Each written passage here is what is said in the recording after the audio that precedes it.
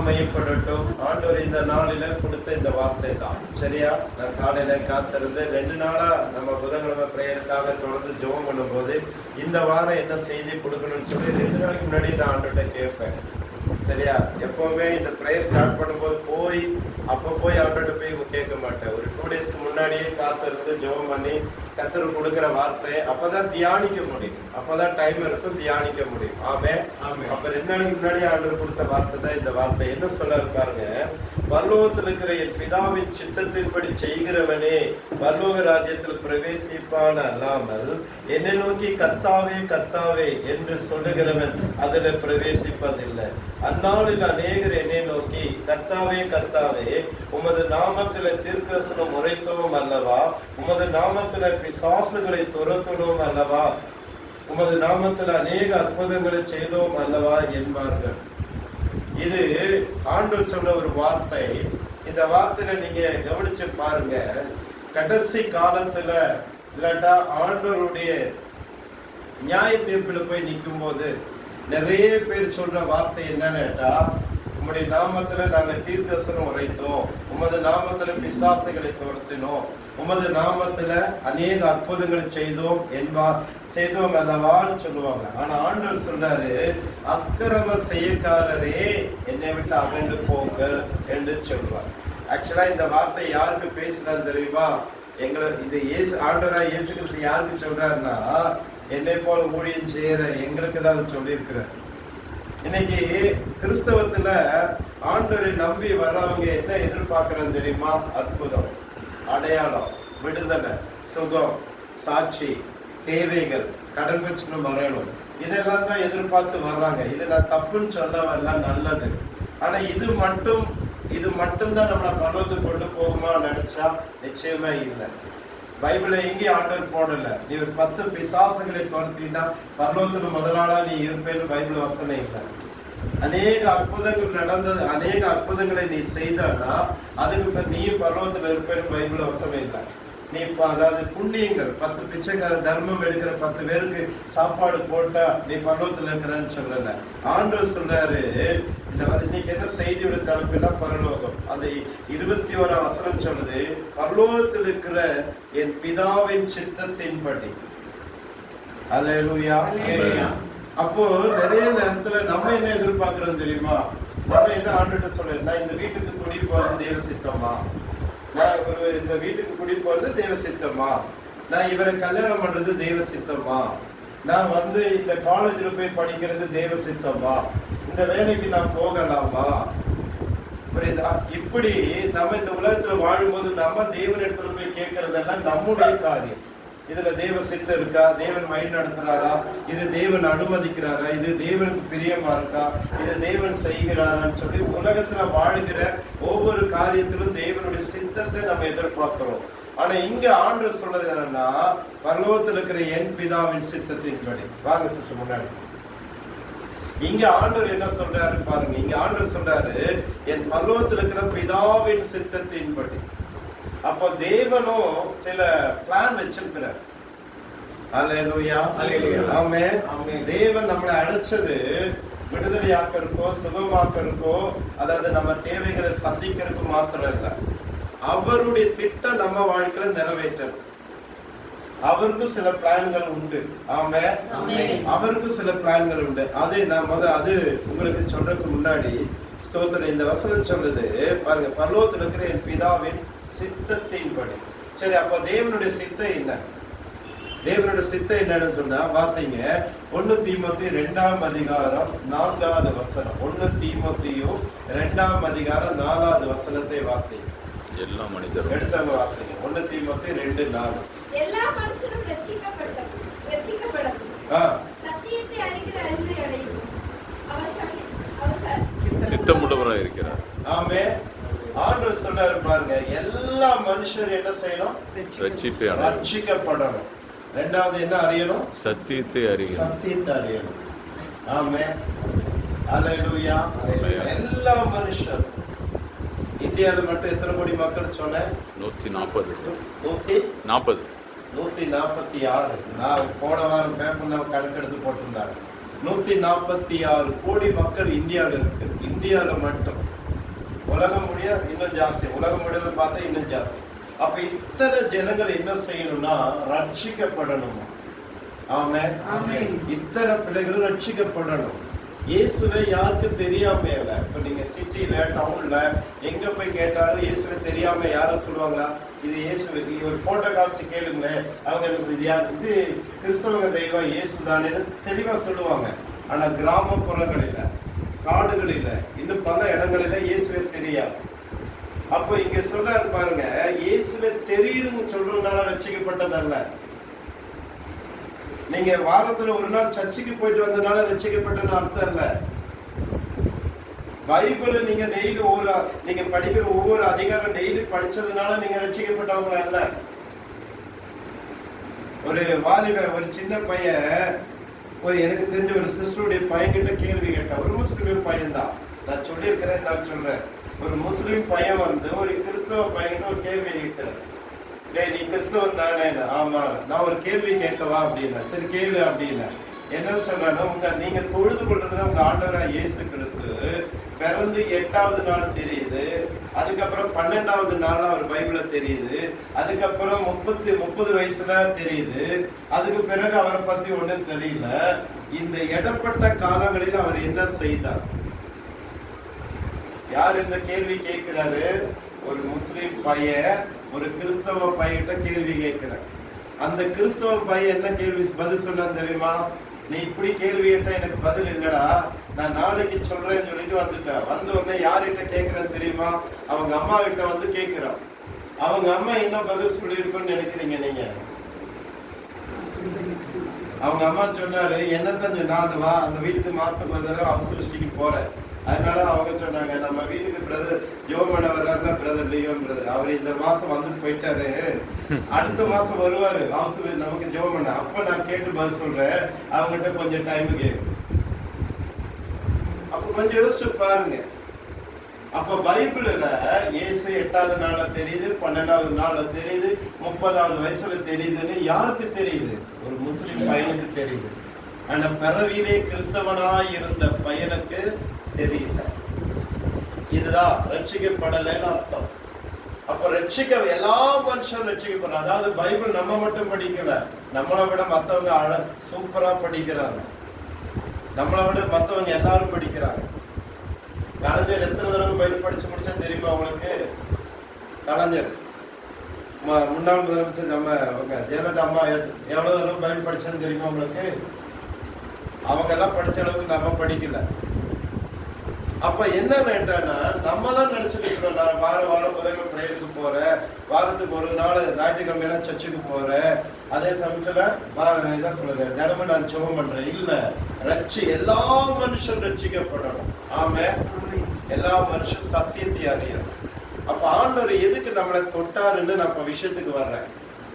சரியா? இப்ப நான் உதாரணமா என்னையே சொல்றேன். என்ன தொட்டாரு பாருங்க. 19 வயசுல இயேசு என்ன தொட்டாரு.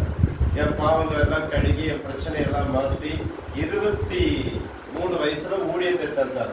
23 வயசுல ஊழியத்துக்கு வரும்படி செய்தார்.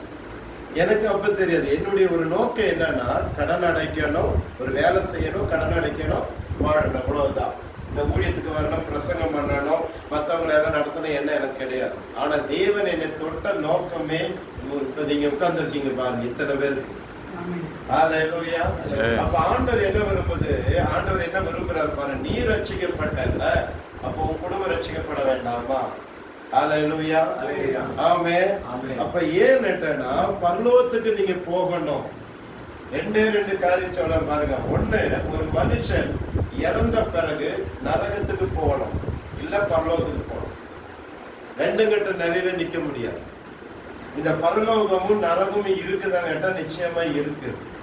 ஆமே, நம்பத்தான் முடியும். இந்த ரெண்டு இடத்துலயும் போயிட்டு வரக்கு விசா இல்லை, இல்லைன்னா போயிடலாம்.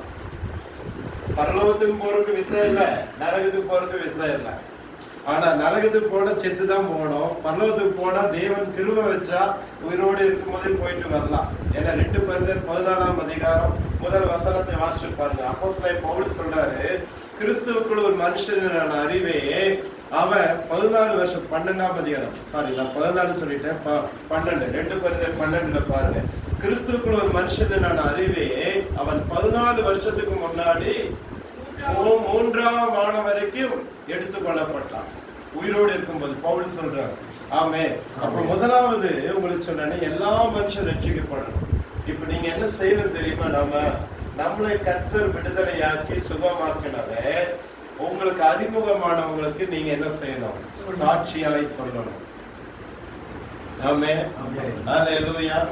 இரண்டாவது பாருங்க, அந்த வசனம் சொல்றது சத்தியத்தை அறியும்படி. எது சத்தியம்? யார் சத்தியம்? ஒரு தப்பு பண்ணிட்டு ஒரு பிள்ளை சொல்லுவாரு, தப்பு பண்ணிட்டு அடுத்த வார்த்தை என்ன சொல்ல? சத்தியமா? சத்தியமா? நான் பண்ணவே இல்லைங்க.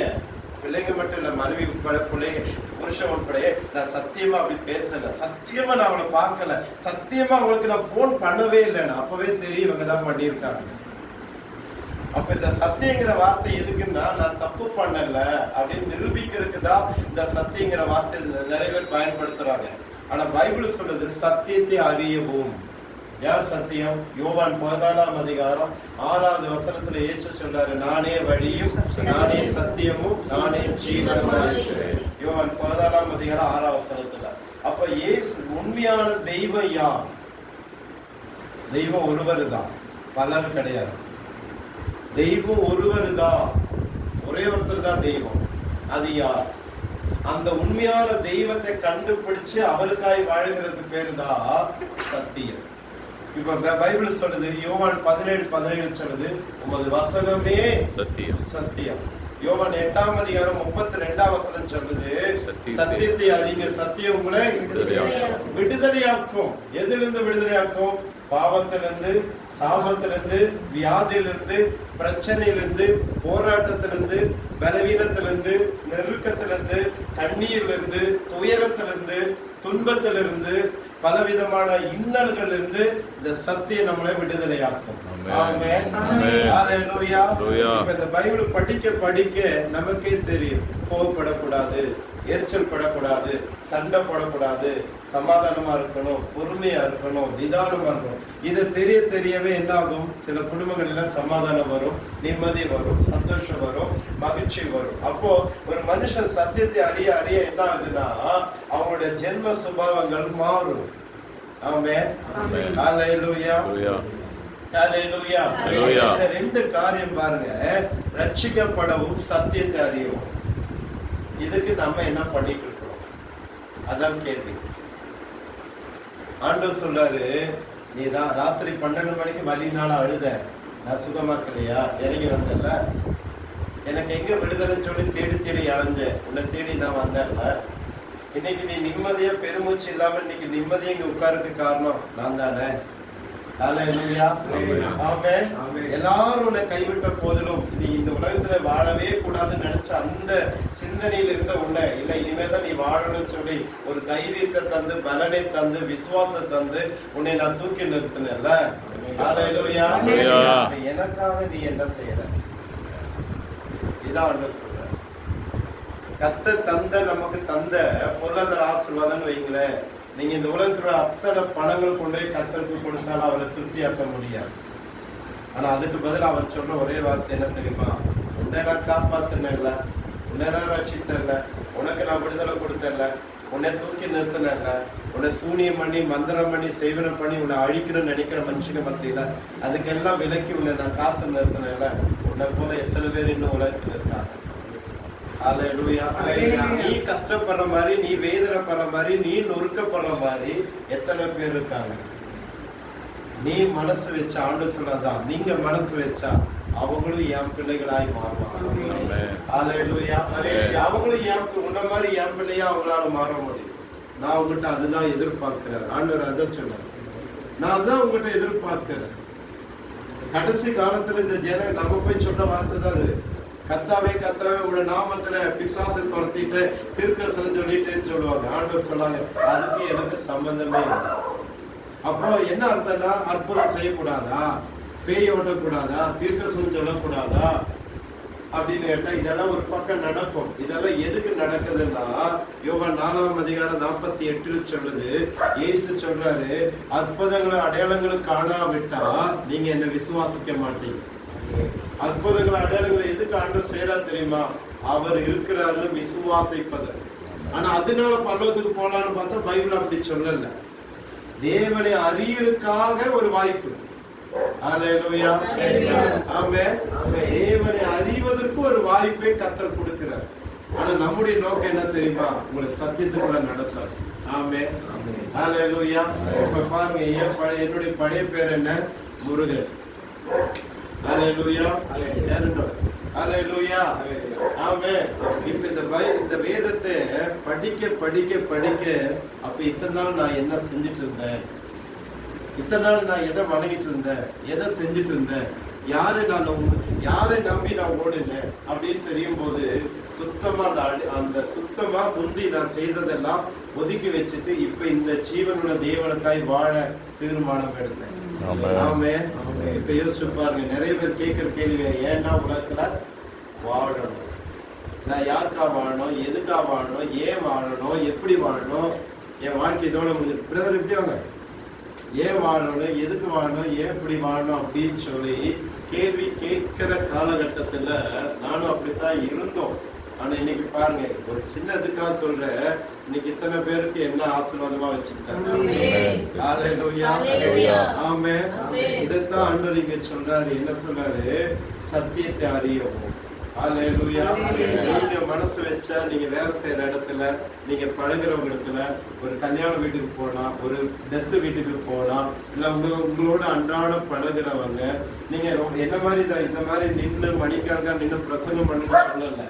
கர்த்தர் உங்க வாழ்க்கையில செய்த நன்மைகள் அது கிடைச்ச நேரத்துல ஒரு 5 நிமிஷம் நீங்க சொன்னா போதும். பவுல் சொல்றாரு, நான் நட்டேன், அப்போலோ நீர் பாய்ச்சினார், நடுகிறவனாலும் அல்ல, நீர் பாய்ச்சுகிறவனாலும் அல்ல, விளைய செய்கிற தேவனா. ஆமென். ஆமென். ஒரு தென்னை மரம் எத்தனை வருஷம் கழிச்சு காய் கொடுக்கும்? இங்க யாரும் விவசாயி இல்ல போல.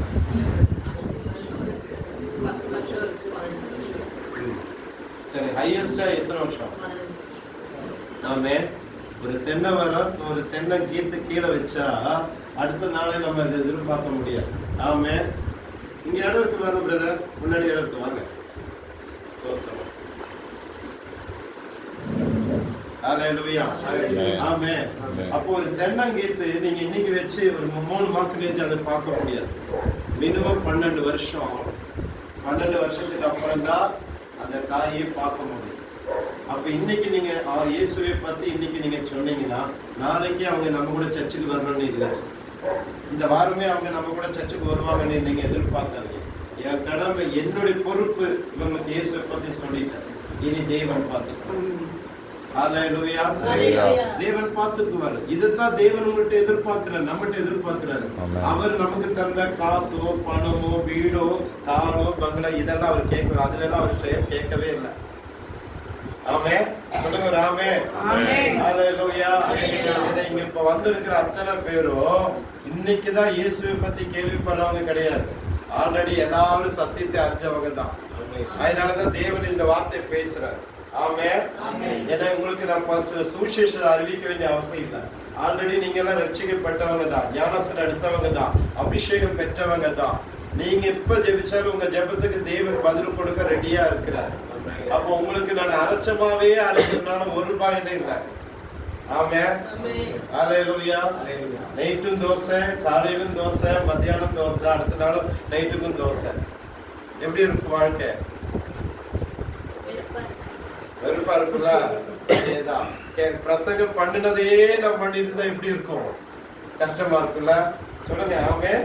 கஷ்டமா இருக்கு. அதனாலதான் இன்னைக்கு ஆண்டவர் சொன்னாரு, எல்லா மனுஷரும் ரட்சிக்கப்படணும். ஆமென். ஹல்லேலூயா. இவன் ரட்சிக்கப்பட மாட்டான், இவன் கட்டுக்குள்ள வருவான், இவன் வரமாட்டான்னு யாரையும் நம்ம கெஸ் பண்ண முடியாது. ஹல்லேலூயா. யாரையும் கெஸ் பண்ண முடியாது. அது தேவன் கையில. ஆமென். நம்ம பரலோகம் போகும்போது என்ன கொண்டு போகணும்னு நினைக்கிறீங்க? சொல்லுங்க. இன்னைக்கு சாயங்காலம் ஒரு தம்பி வந்தாரு, ஜெபம் பண்ணி கட்டு அடைச்ச. அது வேற விஷயம், நிறைய விஷயங்கள். அப்போ அதில் சொல்லும்போது எனக்கு இவன் வேணும். ஒரு லேடி தான், ஒரு லேடி, அது அவர் கல்யாணம் பண்ண ஒரு பொண்ணு தான். அவர் சொல்றா எனக்கு இவன் வேணும், ஆனால் இவன் கூட வாழ மாட்டேன், இவனை படைக்க விட மாட்டேன், இவன் கொல்லாம போக மாட்டேன். நான் கேட்டேன், சரி உனக்கு தான் இவனை பிடிக்கலன்னு சொல்றேன். ஆமா, ஆனாலும் இவன் இருக்கக்கூடாது, இவனை கொல்லணும்.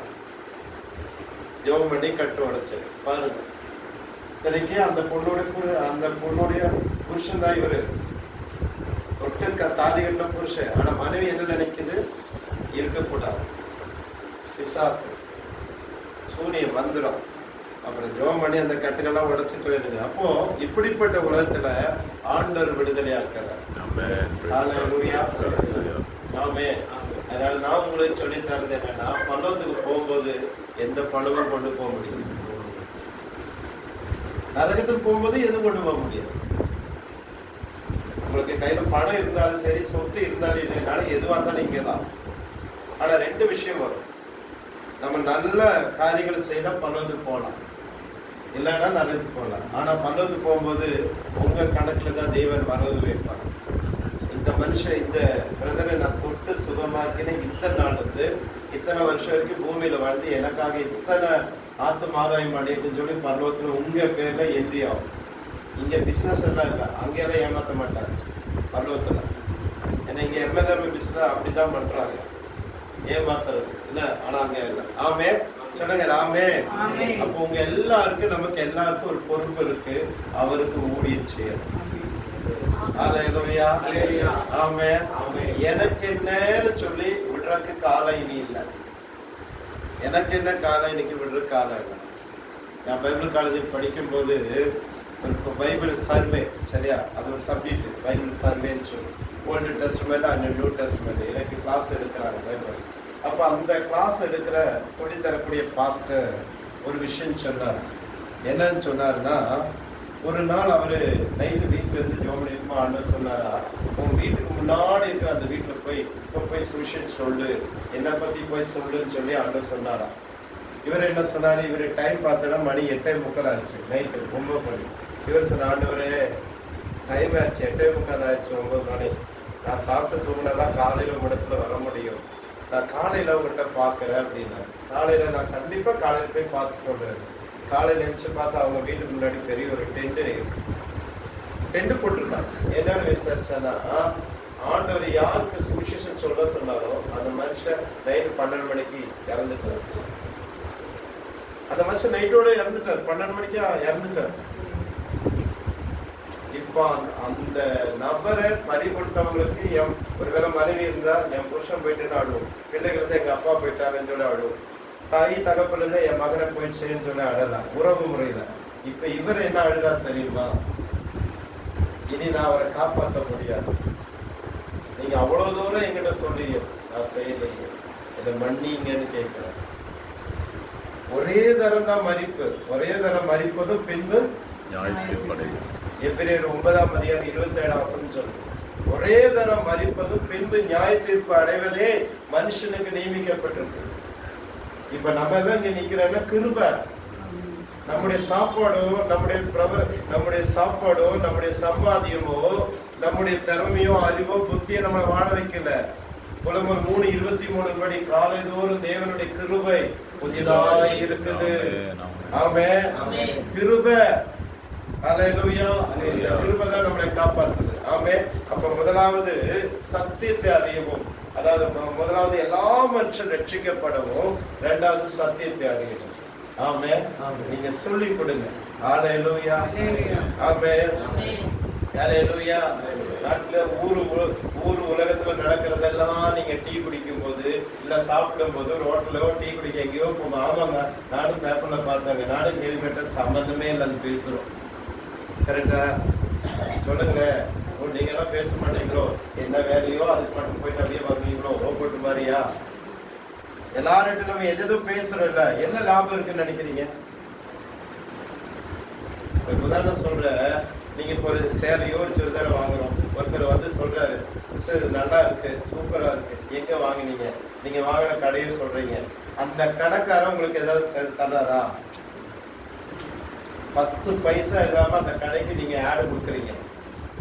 நீங்க தான் அந்த கடையை தூக்கி நிறுத்துறீங்க. அவனுக்கு தெரியாது நீங்க போட்ட ட்ரெஸ் நல்லா இருக்குன்னு சொல்லி ஒருத்தர் கேட்கறாங்க, எங்க வாங்கினீங்கன்னு. நீங்க இப்ப இந்த கடையோட பேரை சொல்றீங்க, பிரைஸ் சொல்றீங்க. யாருக்கு விளம்பரம்? கடைக்காரருக்கு விளம்பரம். உங்களுக்கு ஒரு பைசா இல்லை. ஆனா ஆண்டவர் சொல்றாரு, நீ எனக்கா சொன்னா உன் பேர்ல ஒரு ஆத்மா பரலோகத்துக்கு வரும். பைபிள் சொல்லுது, ஒரு பாவி மனம் திரும்பினா பரலோகத்துல மிகுந்த சந்தோஷம். ஹalleluya, ஆமென். ஃபர்ஸ்ட். ரெண்டாவது, பரலோகத்துக்கு போகணும்னா பாருங்க, பரலோகத்துக்கு போறதுக்கு ஃபர்ஸ்ட் என்னன்னா தெய்வ சித்தம் நம்ம செய்யணும். அதுதான் நான் ஃபர்ஸ்ட் சொன்னது. ஆண்டவர் என்ன செய்ய சொல்றாரோ அதை நம்ம செய்யணும். கர்த்தர் சொல்றாரு, அதை பாருங்க, அது பாஸ்டர் செய்யல பாத்தீங்களா? நீ அது தேவன் தான் நியாயத்திற்குனாலதான் அவர் அதுக்கு கணக்கு கொடுப்பார். அது வரைக்கும் தேவன் அது மெமரியில வச்சுட்டே இருப்பார். அப்போ ஃபர்ஸ்ட் தெய்வ சித்தம் செய்யுங்க. ஆமென். ரெண்டாவது, பரலோகத்துக்கு போனா நம்மகிட்ட இருக்க வேண்டிய இன்னொரு குவாலிட்டி என்ன தெரியுமா? வாசிங்க, மார்க் எழுதின சுவிசேஷம் 10ஆம் அதிகாரம் 15ஆம் வசனம் வாசிங்க. பரலோகத்துக்கு போறதுக்கு உண்டான காரியத்தை தான் நான் உங்களுக்கு சொல்றேன். மார்க் 10ஆம் அதிகாரம். தேவனுடைய ராஜ்யத்தை ஏற்றுக்கொள்ளாவிட்டால் அவன் அதில் பிரவேசிப்பதில்லை என்று மெய்யாகவே உங்களுக்கு சொல்கிறேன் என்று சொல்லி அவர்களை அணைத்துக் கொண்டு அவர்கள் மேல் கைகளை வைத்து அவர்களை ஆசீர்வதித்தார். ஆமென். ஒரு நாள் இயேசு உலகத்தில் இருந்த நாட்களில் ஆண்டவர் இருந்த போது சின்ன சின்ன குழந்தைகளை கூட்டிட்டு ஆண்டுகிட்ட அவங்களுடைய பெற்றோர்கள் ஜெபம் பண்றதுக்கு வர்றாரு. ஆண்டவர் அந்த பிள்ளைகளை ஆசீர்வதிக்கணும்னு சொல்லி கூட்டிட்டு வந்துட்டு சீஷர்கள் பிள்ளைகளை தடுத்தாங்க. வேதம் சொல்லுது, ஆண்டவருக்கு அது விசனமாச்சு, கஷ்டமாச்சு. அப்போ ஒரு பிள்ளையை எடுத்து நிறுத்திட்டு தான் ஆண்டவர் சொல்றாரு, பாருங்க, நீங்க சிறு பிள்ளைகளை போல ஆகாவிட்டா பரலோக ராஜ்யத்துக்கு என்ன செய்ய மாட்டீங்க? பிரவேசிக்க மாட்டீங்க. யாருகிட்ட சொன்ன தெரியுமா? இயேசுடைய சீஷர்கள்ட்ட. இயேசுடைய சீஷர்களுக்கு தான் ஆண்டவர் சொல்றாரு. ஆண்டோடைய சீஷர்கள் எங்க இருந்தா தெரியுமா? ஆண்டவர் எங்க போனாலும் கூடயே இருந்தாங்க. அவருக்கே அவங்க தான் சொன்னாங்க, நீங்க என் கூட இருக்கலாம், என் கூட நீங்க சாப்பிடலாம், என் கூட நீங்க பழகலாம், நான் எங்கேயாவது ஊழியத்து கூட உங்களை கூட்டிட்டு போறேன், எல்லாம் பண்றேன். ஆனா உங்க சுபாவம் மாறலைன்னா நீங்க பரலோகத்துக்கு வர முடியாது. அதுக்கு ஒரு எக்ஸாம்பிள் யாருக்கு நிறுத்துறாரு? கர்த்தர் குழந்தைய. ஆமென். ஹalleluya. நமக்கு ரட்சிக்கப்படுறதுக்கு முன்னாடி கூட நம்ம என்ன சொல்லலாம்? எனக்கு தெரியாதுங்க அப்படின்னு. ஆனா இன்னைக்கு நிறைய பேருடைய வாழ்க்கையில பைபிள் படிச்ச பிறகுதான் துணிகரமே எல்லாம் செய்யறாங்க. சத்தியத்தை அறிஞ்ச பிறகுதான் கோபமே பயங்கரமா படுறாங்க. ஜெபம் பண்ணதுக்கு அப்புறம் தான் சண்டையே போடணும்னே கத்துக்கிறாங்க. சர்ச்சுக்கு போக தொடங்கினதுக்கு அப்புறம் தான் வாதாடணுமே தெரியுது. ஆனா ஆண்டவர் நீங்க சொல்ல இருப்பாருங்க, நீங்க சிறு பிள்ளைகளை போல ஆக விட்டார். இப்ப ஏன் சிறு பிள்ளைகளை ஆண்டவர் ஒரு உதாரணமா சொல்றாருன்னா, நீங்க என்னதான் நம்ம பெத்த பிள்ளையா இருந்தாலும் சரி, இல்ல அடுத்த பிள்ளையா இருந்தாலும் ஒரு அடிச்சோ திட்டியோ எதோ பண்ணி பாருங்களேன், கொஞ்ச நேரம் தான். ஆமா, உங்களோட பேசப்பட்ட டூ அப்படின்னு. ஆனா ஒரு அரை மணி நேரம் 1 மணி நேரம் கழிச்சு எங்க வரும்? நம்ம கிட்டதான் வரும். அவ்வளவுதான் அவங்க கோபம். அவ்வளவுதான் கோபம். நீங்க என்ன அடிச்சுட்டீங்களா, நீங்க என்ன பேசிட்டீங்களா, நீங்க என்ன திட்டிட்டீங்களா, இனி மட்டும் நான் பேச மாட்டேன், பழக மாட்டேன். எவ்வளவு நேரத்துக்கு இருக்குன்னு நினைக்கிறீங்க? மிஞ்சி போட ஒரு 1 ஹவருக்குள்ளதான். அடுத்து நம்மகிட்டயே வரும். ஆனா நம்மள பெரும்பாலும் ஆளுகள் செத்தாலும் ஜாவே, ஆனா அவங்க இருந்து பச்சை தண்ணி வாங்கி குடிக்க மாட்டாங்க. கரெக்ட் தானே? சரியா? இன்னைக்கும் கோர்ட்ல கேஸ் இருக்கிறது யாருக்கு அதிகம் தெரியுமா? கோர்ட்ல கேஸ் அதிகமா யாரு வாதாடா தெரியுமா? புறஜாதிகள் கிடையாது, இந்துசோ முஸ்லிம்ஸ் கிடையாது, கிறிஸ்தவங்க தான். கிறிஸ்தவங்க தான். இன்னைக்கும் அண்ணனுக்கு நம்பிக்கை பிரச்சனை அரசன் இடத்து, அரசன் கூட இல்ல, ஒரு அடி அராடி, ஒரு அடி அராடி அந்த பக்கம் போயிச்சதுக்கு கேஸ் போடுறாங்க. ஆனா பைபிள் என்ன சொல்றது தெரியுமா? உனக்கு 2 வஸ்திரம் இருந்தா ஒரு வஸ்திரத்தை கொடு. 1 மைல் தூரம் உன்னை நடக்க வற்புறுத்தினா 2 மைல் தூரம் போனார். ஆனா நம்ம அப்படியே இருக்கிறோம்? சொல்லுங்க, அப்படியே இருக்கிறோம்? ஒரே சர்ச்சில் தான் இருக்கிறோம். நான் பார்த்திருக்கிறேன், ஒரே சர்ச்சு. தப்பி தவறி பிடிக்காத நபர் பக்கத்துல இருந்தா மெனக்கட்டு அங்க இடமே இல்லைனாலும் அது கொஞ்சம் தள்ளுங்க சிஸ்டர் சொல்லி போய் உட்காருது. ஏன்னா உங்களோட இருந்து நான் வசனம் கேட்க மாட்டேன். உண்மை. இதெல்லாம் நான் உணர்ந்த காரியம். சில இடத்துல பார்த்தா ஜெபம் பண்ணும்போது சொல்லுவாங்க, ஃபர்ஸ்ட் நீங்க வீட்டுக்கு வந்தா நல்லா இருக்கும். ஏன்னா எங்களுக்கு வேண்டியப்பட்டவங்க அந்த சர்ச்சுக்கு வரனால நாங்கெல்லாம் அந்த சர்ச்சுக்கு வந்துட்டோம்னு சொன்னா எங்களை கேவலமா பார்ப்பாங்க. என்னத்தை கேவலமாக்கும்? நீங்க எனக்கு நிறைய பிரச்சனை இருக்கு, போராட்டம் இருக்கு, ஆனா உங்கள்கிட்ட சர்ச்சுக்கு வரதுக்கு ஓகேதான். ஆனா நாங்க அங்க வந்துட்டோன்னே எங்களை பார்க்கறவங்க ஓ இவங்களும் வந்துட்டாங்களா அப்படின்னு ஒரு மாதிரியே பார்ப்பாங்க. அதனாலதான் உங்களை வீட்டுக்கு வர சொல்றேன். எப்படி இருக்கு சுபாவம் பாருங்க. உண்மையா சொல்லும்போது வாய்ப்பு இல்லை.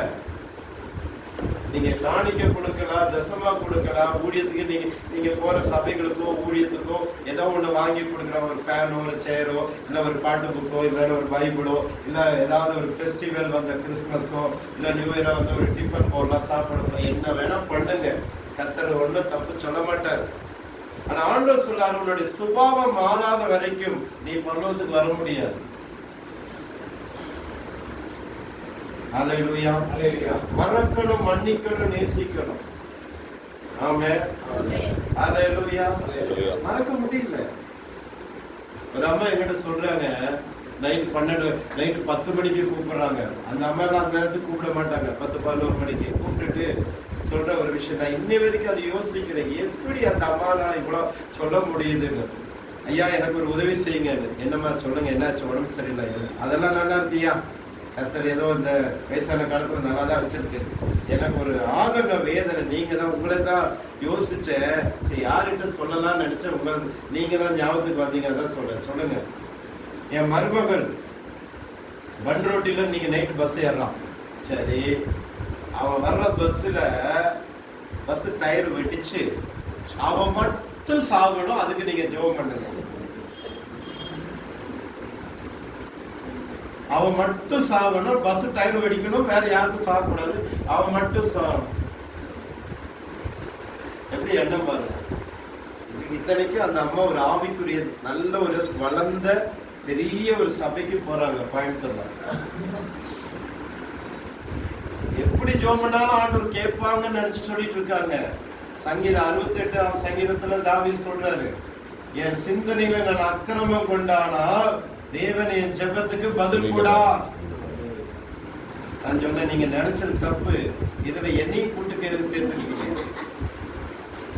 சரியா? வேற எங்கேயோ இப்ப சமீப ஊழியத்துக்கு எங்க போகும்போதுதான் சொன்னாங்க ஜெபம் பண்ணுங்க. நான் சொன்னேன், அம்மா ஜெபம் பண்ணி வாழ வச்சுதான் எனக்கு பழக்கம். ஜெபம் பண்ணி யாரையும் நான் கொன்னதாக எனக்கு சரித்திரம் இல்லை.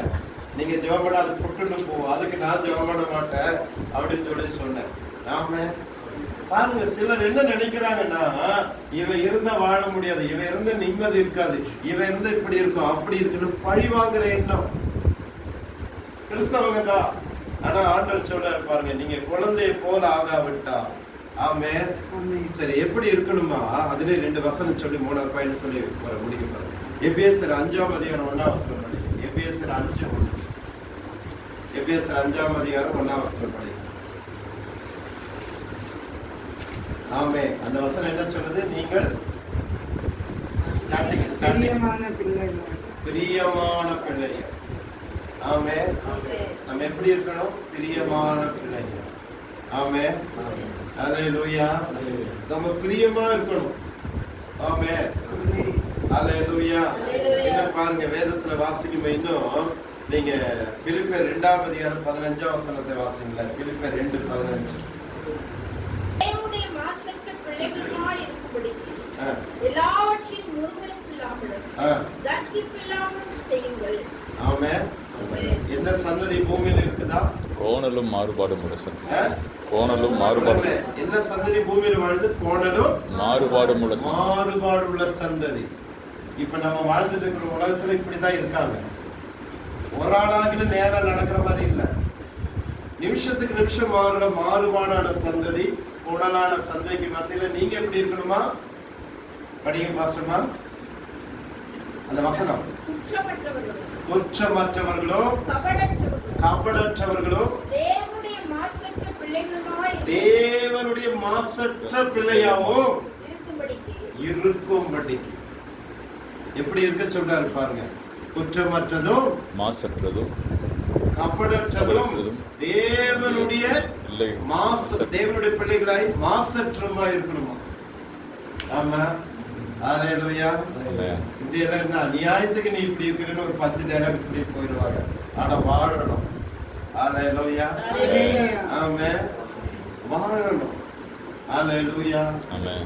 நம்ம அப்படி இருக்கணும் பைபிள் சொல்லுது. நீங்க இதன்படி இருந்தீங்கன்னா பரலோகத்துக்கு போக முடியும். ஹalleluya. ஒரு கணவன் மனைவி சண்டை போட்டாங்க. ஆண்டவருடைய 2ஆம் வரி வருது. பரலோகம் போமா போகலாம். சாரி பாஸ்டர், நான் அந்த அனுபவத்துக்கு போகல, அதனால அதை பத்தி எனக்கு எந்த எக்ஸ்பீரியன்ஸ் இல்லை. நீங்களே பதில் சொன்னீங்கன்னா நாங்க கேட்டுட்டு போவோங்கிற மாதிரி இருப்பீங்க. போறதுக்கு வாய்ப்பு இல்லை. பைபிள் சொல்லுது சூரியன் உதிச்சு சூரியன் அஸ்தமிக்கிறதுக்குள்ள உங்களுடைய கோபம் தனியே கடவுது. ஆனா வாரக்கணக்கா, மாசக்கணக்கா, வருஷ கணக்கா, ஆயுசு முழுவதும் எரிச்சலோட கோபத்தோட இன்னைக்கும் இருந்துட்டு இருக்காங்க. குடும்பத்துல இருக்காங்க. நான் பார்த்து எனக்கு தெரியும். இது நான் பிரசங்கம் பண்றது ஏதோ சொல்லணும் இல்லை, அனுபவத்தை வச்சு சொல்றதுதான். தேவன் சிந்திக்க வச்சு சொல்றேன். ஆமென். ஹalleluya. ஆண்டவர் மட்டும் நான் பரிசுத்தர், நான் இப்படிதான் இருப்பேன்னு சொன்னா இன்னைக்கு நம்ம அத்தனை பேர் இங்க இருப்போமா? நாம செஞ்ச பாவத்துக்கு, நாம செஞ்ச துரோகத்துக்கு, நம்ம வாழ்ந்த வாழ்க்கைக்கு, நம்ம செயல்படுத்தின நம்முடைய சுபாவங்களுக்கு தேவனை தேடுறதுக்கு நமக்கு தகுதி இருக்கா? இயேசுங்கிற பேரை சொல்ற அளவுக்கு நமக்கு தகுதி இருக்கா? நான் என்ன செஞ்சேன்னு என் மனசாட்சிக்கு தெரியும், நீங்க என்ன செஞ்சீங்க உங்க மனசாட்சி தெரியும். ஆனா இதெல்லாம் கர்த்தர் மன்னிச்சுட்டு இன்னைக்கு அவருடைய பிள்ளையாக நம்மள உட்கார வச்சிருக்கிறார். அந்த தைரியத்துல தானே வாழ்றோம். அப்ப தேவன் நியாயம் தீர்க்க வேண்டிய தேவனே நம்முடைய தப்பு தவறுகளை மன்னிச்சு திருந்தி இனியாவது வாழன்னு சொல்லி ஒரு வாய்ப்பை கொடுக்கும் போது நமக்கு மட்டும் ஏன் அந்த பழி வாங்குற எண்ணம், வைராக்கியம், கோபம், எரிச்சல் எப்படி போகும்? எப்படி ஃபர்ஸ்ட் உங்க ஜெபத்தை கேட்கும்? லூக்கா 13ல 2 வருஷம் ஜெபம் பண்றாரு. ஒருத்தர் ஆயக்காரன், இன்னொருத்தர் யாரு? ஒருத்தர் ஆயக்காரன், இன்னொருத்தர் பரிசேயன். ஆயக்காரனை பார்த்து பரிசேயன் தான் சொல்றான்ல, ஆண்டவரே இவனை போல நான் இல்ல, வாரத்துல 2 நாள் உபாசிக்கிறேன், என்னுடைய சம்பாதியத்துல 10ல் 1 பாகம் எல்லாத்தையும் தசமா கொடுக்கிறேன், இவனை போல இல்ல. ஜெபிக்கும் போதே அவன் சொல்ற பாருங்க, இவனை போல இல்ல. ஆனா பாவியாக அந்த மனுஷன் சொல்றாரு, தன் கண்களை மேல இப்படி ஏறெடுக்காம இப்படி தலை குமிஞ்சவாறே சொல்றாரு, பாவியாக என் மேல கிருபையாயிரு. இயேசு கேட்கிறார் பேதுருல. 2 பேரும் ஜெபம் பண்ணாங்க. 2 பேரும் சொன்னாங்க, இதுல யாருடைய ஜெபம் தேவன் கேட்டிருப்பாரு? பேதுரு சொல்றாரு, சீமோன் பேதுரு சொல்றாரு, பாவியாக என் மேல் கிருபையாயிரு. சரியாய் சொன்னேன்னு சொல்றாரு. சிலருக்கு ஜெபத்துல பெருமை, இவனை போல இல்ல, அவனை போல இல்லைன்னு. இதெல்லாம் மாறணும். ஆமென். பைபிள் படிக்க சொல்றது எதுக்கு தெரியுமா? பாதுகாப்புக்கு இல்ல, தேவன் யாருன்னு புரிஞ்சுக்கிறதுக்கு. பைபிள் படிக்கலன்னா நைட்டு பூச்சாண்டி வரும், சாத்தான் தூக்கத்துல வருவா, கெட்ட கனவா வருங்கிறதுல. சிலர் எல்லாம் பைபிள் எங்க வைக்கிறாங்கன்னா தலைக்கு படுக்கிற இடத்துல, காலை வச்சு பார்த்தா பிலோக்கு பதிலா பைபிள் தான் இருக்கும். சிலருடைய பைபிளை பார்த்தா மஞ்சள் பெயிண்ட் அடிச்ச மாதிரி இருக்கும்.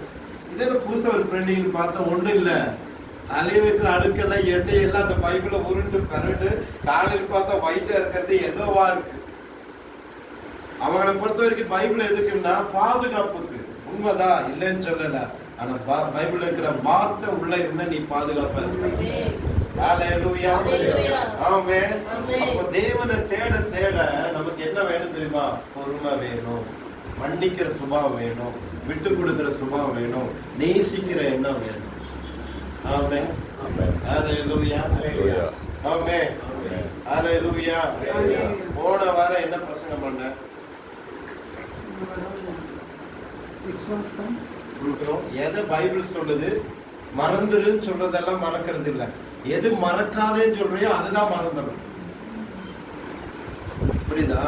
அப்ப பைபிளை படிக்க சொல்றது என்னன்னா, நம்ம எப்படி வாழணும், எப்படி இருக்கணும், எப்படி நடக்கணும், ஹalleluya ஹalleluya.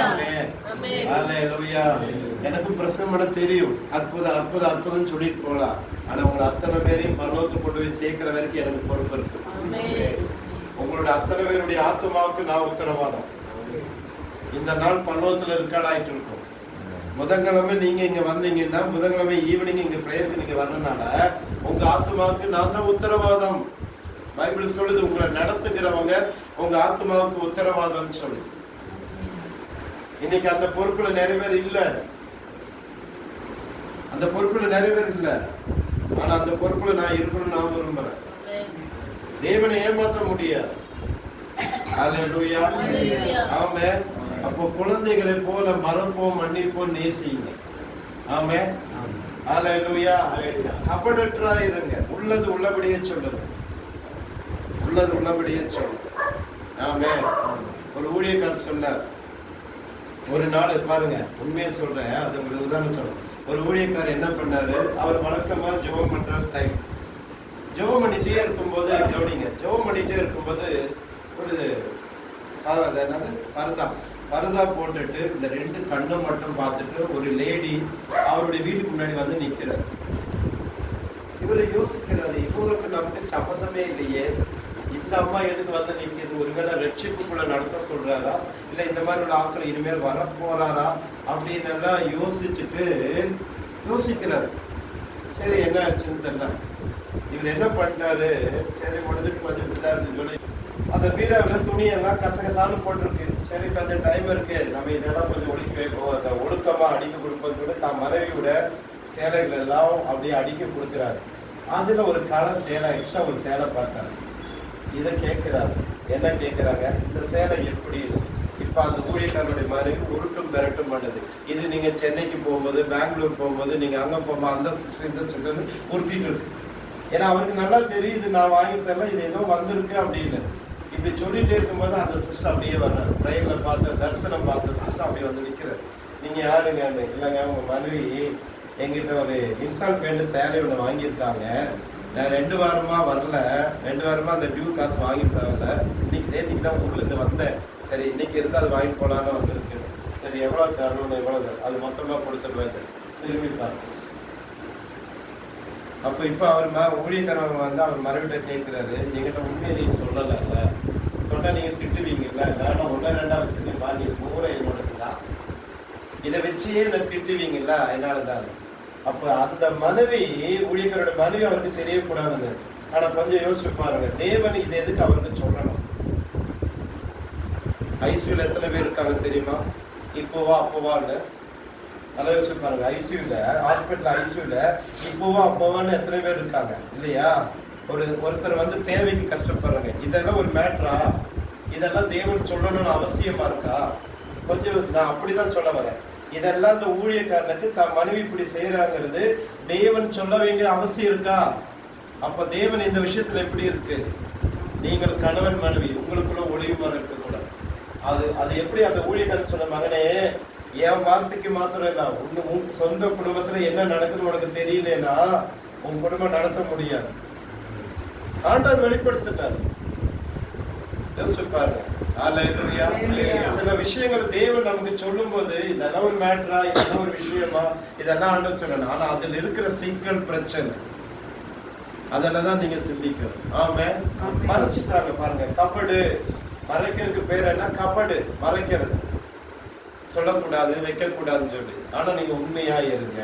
ஆமே, ஹல்லேலூயா. பிள்ளைகளுக்கு விவரம் தெரியாத வரைக்கும் என்ன செய்யும்? அம்மா மம்மி இன்னைக்கு அவருக்கெல்லாம் அவன் வந்து என்ன திட்டின, நானும் திட்டினேன், அவன் அடிச்ச நானும் அடிச்சேன். எப்போ? 5 வயசு 6 வயசு. அதே 12 வயசானா ஃப்ரெண்டு கிட்ட கேட்டுதான் தெரிஞ்சுக்கணும். உன் ஃப்ரெண்டு தான்டா கொஞ்சம் சொல்றா அப்படின்னு. யாரு? தாய் ஃப்ரெண்டு கிட்ட சொல்லி மகன்கிட்ட பேச வைக்குது. உலகம் மாறுது, சரி போட்டும். அப்போ அந்த 5 6 வயசு குழந்தை எப்படி நான் செஞ்சது அம்மா, நான் இப்படி செஞ்சுட்டேன் பேசிட்டேன் வந்தேன்னு சொல்லி பிராங்கா சொல்லுதோ, அதே போலதான் கர்த்தருக்கு முன்னாடி நம்ம உண்மையா இருக்கும். நம்ம கர்த்தருக்கு மாத்திரம் இல்ல, பூமியிலும் அப்படி இருக்கணும். ஆமே, ஹல்லேலூயா.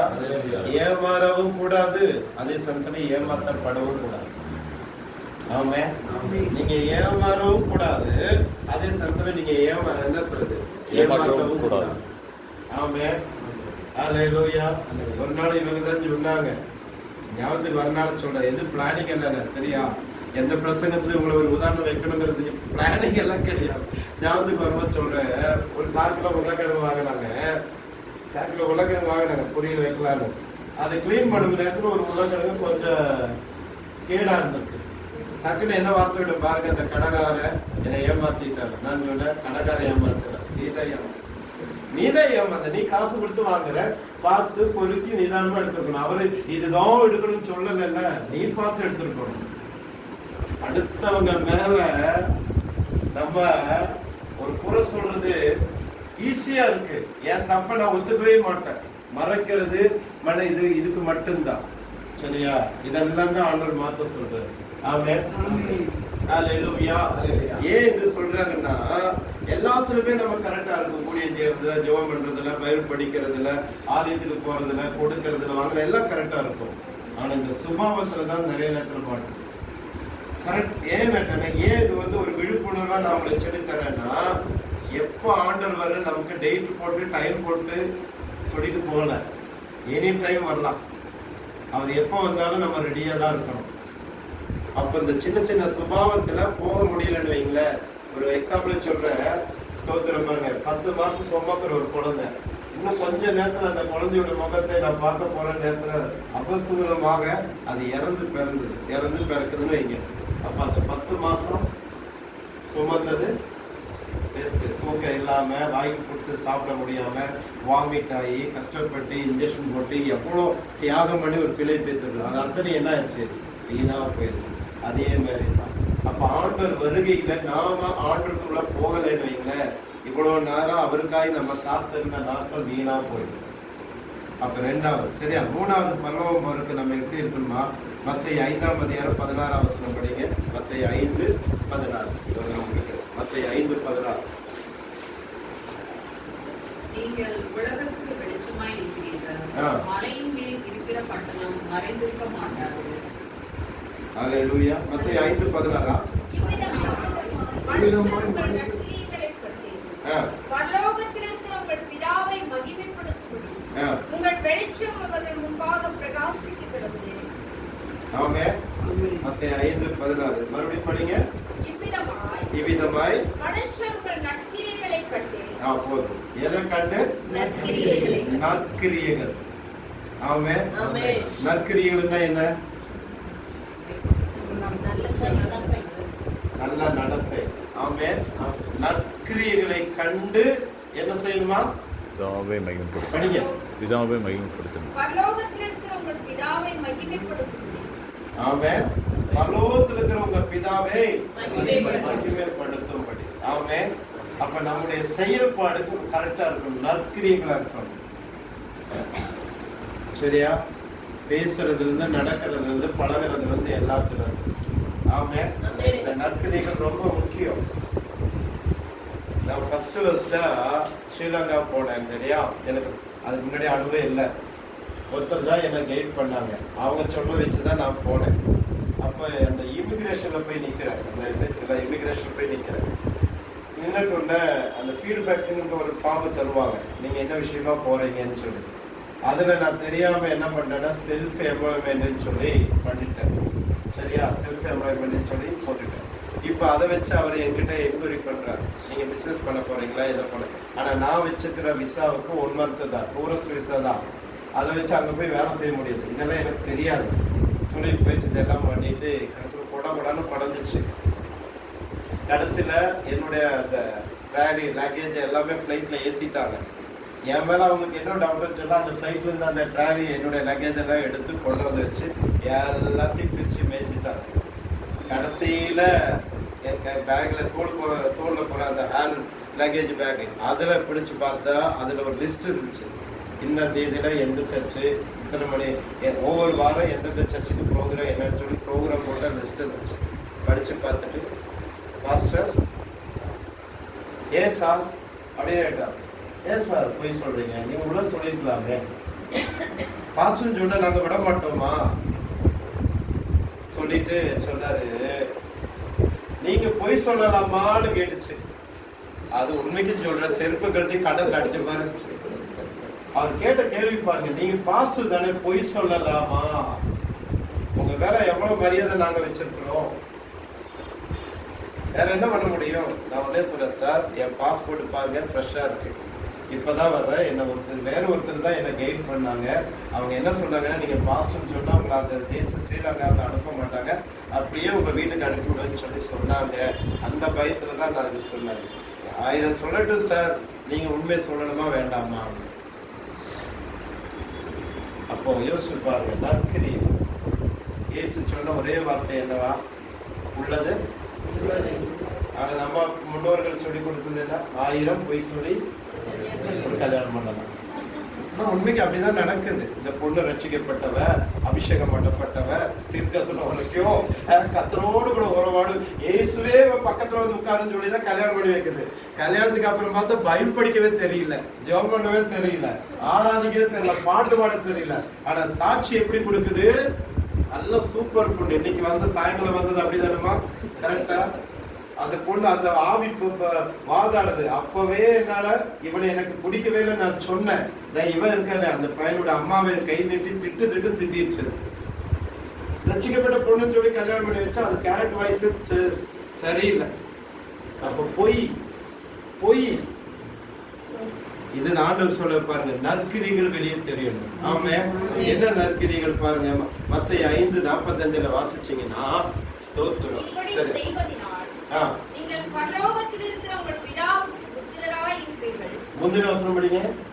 நான் உங்களுக்கு சொல்லுகிறேன், உங்கள் சத்துருக்களை சிநேகியுங்கள், உங்களை சபிக்கிறவர்களை ஆசீர்வதியுங்கள், உங்களை பகைக்கிறவர்களுக்கு நன்மை செய்யுங்கள். அது நடக்காது.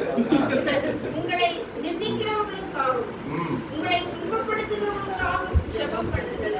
ஆமென். அது வேணா பழக்கம். உங்களை நிந்திக்கிறவங்களுக்கும் உங்களை துன்பப்படுத்துறவங்களுக்கு என்ன செய்யுங்க? வேற வழி இல்ல, ஜெபம் பண்ணித்தான் ஆகணும். இவன் பண்றதுக்கு ஆண்டவரே நீங்க இருக்கீங்களா, கொஞ்சம் பாருங்க, அவனை ஏன் உயிரோட வச்சிருக்கீங்க, அது இருக்கும். ஆனா பகைக்கிறவங்களுக்கு நன்மை செய்யுங்கன்னு சொன்னாங்க பாருங்க, அதுக்கு வாய்ப்பே இல்லை. வாய்ப்பு இருக்குங்கிறீங்க? கர்த்தரை கூட நாம மறந்துடுவோம், ஆனா நம்ம எதிரியை மறக்க மாட்டோம்ல.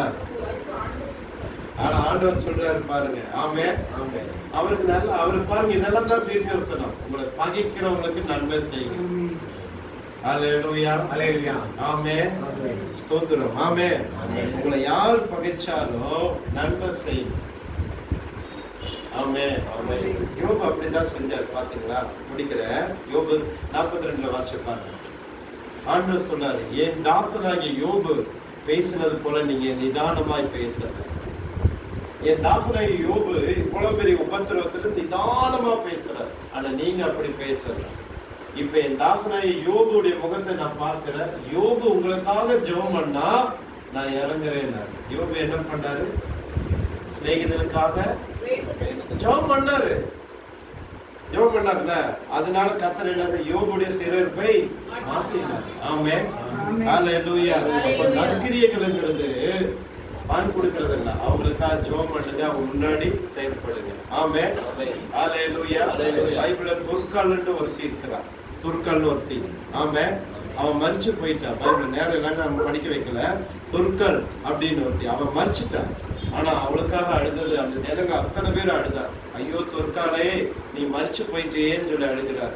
என்னன்னு சொல்லி பேதுரு வந்து பார்க்கும் என்ன செய்தா, அவ தன்னுடைய கையில ஆடைகள் செஞ்சு கொடுத்தான் அங்க இருக்கிற ஜனங்களுக்கு. துர்கால் அவளே ஸ்டிச் பண்ணி எல்லாருக்கும் ட்ரெஸ் கொடுத்தா. அதெல்லாம் அந்த ஜனங்கள் என்ன செய்யறாரு நினைச்சு பாக்குறாங்க. ஆமென், ஆமென், ஹல்லேலூயா, ஹல்லேலூயா. நம்ம என்ன பண்றோம்? ஆமென், ஹல்லேலூயா. ஒரு சமயம் ஒரு பழமொழி கொஞ்சம் தெரியும். அதுல ஒரு பழமொழி நான் யோசிச்சேன், எச்சி கையில கூட நம்ம ஆளுங்க காக்க ஓட்ட மாட்டாங்கன்னு சொன்னாங்க. என்னடா இந்த பழமொழிக்கு என்ன அர்த்தம்னு பார்க்கணும். அப்பதான் எனக்கு புரிய வருது. என்ன கைகளுக்கு வேலை இல்லைல்ல, இந்த விரல் இந்த விரல் இந்த விரல் எல்லா விரலும் வாய்க்குள்ள போயிட்டு வரும். அப்புறம் எங்க எச்சி இருக்குங்க? இப்படி என்ன இருக்கும்? இங்க சாப்பாடு வத்து இருந்தா தானே எச்சி இருக்கு. இன்னைக்கு நம்ம ஆளுங்க சிலர் அப்படித்தான் இருக்காங்க. ஆமே. ஆனா நான் என்ன சொல்றேன்னா, நற்கிரிகள் செய்யுங்க. ஹல்லேலூயா, ஆமே. இதெல்லாம் செஞ்சீங்கன்னா நீங்க பரலோகத்துக்கு போகணும். ஹல்லேலூயா. வேற இயேசுவை விசுவாசிக்கிறனால மட்டும் இல்லை. ஆமே. நம்ம சில செய்யும். அல்லேலூயா. ஆனா அதே சமயத்துல இன்னொரு வசனம் சொல்லுது, நன்மை செய்ய திராணி இருந்தும் செய்யத்தக்கவர்களுக்கு போய் செய்யுங்க. சும்மா எல்லாருக்கும் போய் செய்யாதீங்க. நாம ஒருத்தருக்கு சாப்பாடு வாங்கி கொடுத்தீங்கன்னா உண்மையில சாப்பிடுறாங்க பாருங்க. உங்கள்கிட்ட காசு வாங்கி போய் அவன் குடிக்கிறா வலிக்கிறேன்னா அதுக்கு நீங்க உதவியா இருக்கக்கூடாது. அந்த பாவத்துக்கு நீங்க ஆளாயிருப்பீங்க. அதனால பார்த்து செய்யுங்க நிதானமா. சரியா? ஜெபிக்கலாமா? கண்களை போடுங்க. ஸ்தோத்திரம் தகப்பனே, அன்பின் பரலோகத்தின் பிதாவே, இந்த ஆசீர்வதிக்கப்பட்ட இந்த நல்ல இரவேலைக்காய் நன்றி அப்பா. இந்த நேரத்துல கூட அப்பா நீ கொடுத்த இந்த நல்ல வார்த்தைக்காய் ஸ்தோத்திரம். பரலோகத்தில் இருக்கிற என் பிதாவின் சித்தத்தின்படி செய்கிறவனே பரலோக ராஜ்யத்தில் பிரவேசிப்பான். ஆண்டவரே, நாங்கள் உண்மை நேசிப்பதனாலையும் ஆண்டவரே உங்களிடத்துல செபிக்கிறதுனால மட்டும் நாங்க பரலோகத்துக்கு வர முடியாது. நீர் என்ன செய்ய சொல்லுகிறீரோ உங்களுடைய சித்த ஆண்டவர் எங்க வாழ்க்கையில என்ன செய்ய சொல்றீங்களோ அது மட்டும் நாங்க செய்யணும். ஆண்டவரே, எங்க இஷ்டத்துக்கு நாங்க செஞ்சு வாழாதபடி நாங்க நினைக்கிறதெல்லாம் நீங்க செய்யணும்னு நினைச்சேன். ஆனா இன்னைக்கு நீங்க சொல்றீங்க நான் என்ன செய்ய சொல்றேனோ அதை நீ செய்யணும். ஆண்டவரே, இன்னைக்கு நாங்க அந்த ஒரு பழக்கத்துல வரட்டும். ஆண்டவரே, எங்களுக்கு அந்த பழக்கம் தாரும். வீட்டுக்காக, தொழிலுக்காக, திருமணத்துக்காக, படிப்புக்காக, பிள்ளைகளுக்காக, குழந்தைக்காக, இப்படியெல்லாம் இடத்துல சித்தம் கேட்கிற நாங்க எங்க வாழ்க்கையில நீங்க என்ன சித்தம் வச்சிருக்கீங்க, என்ன செய்ய சொல்றீங்க, எப்படி செய்ய சொல்றீங்க, எங்க போய் ஊழியம் செய்ய சொல்றீங்க, அதெல்லாம் நாங்க செய்யணும்.